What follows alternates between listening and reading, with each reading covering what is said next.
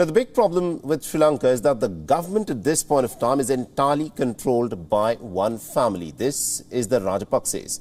The president is Gotabaya Rajapakse. The prime minister is his elder brother, the former president Mahinda Rajapakse.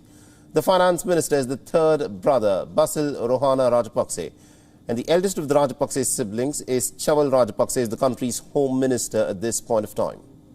The list, of course, does not end here. There is Namal Rajapakse, who is the Minister of Youth and Sports. He is the Prime Minister's son. And there is Yoshita Rajapakse, who is the Prime Minister's Chief of Staff.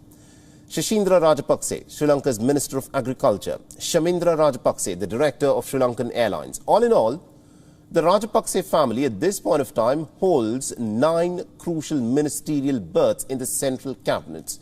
This includes 7 top cabinet posts in the Sri Lankan government, and currently they control 75% of all of Sri Lanka's budget. And this, of course, is the same Sri Lanka where there are no exam papers because the government has no money to purchase exam papers. Streets have gone dark because there is no electricity and there is not enough money to purchase diesel that are required to run the coal power plants. People are queuing up for fuel and power cuts have become the new normal.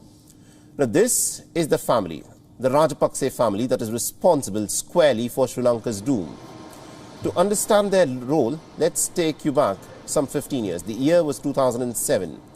Mahinda Rajapakse, the strongman president, was in charge and he took a major policy decision. Colombo began borrowing money. Government bonds were sold in capital markets. 15 years later, that borrowing hasn't stopped. Today, these loans account for nearly about 38% of Sri Lanka's debt. The loans, of course, were not cheap. They came from China, and this made the situation far worse.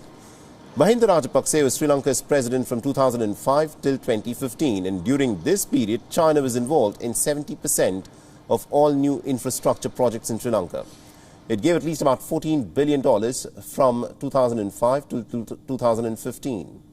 And according to some estimates, Sri Lanka owes China well over $10 billion. A large chunk of these loans were taken by the Rajapakse government.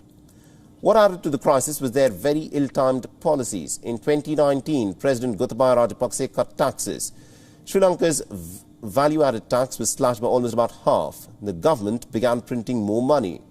And both of these policies, of course, backfired while the pandemic was further battered the economy. Many believe that it is actually the policies of the Rajapakses that has plunged Sri Lanka into its biggest economic crisis.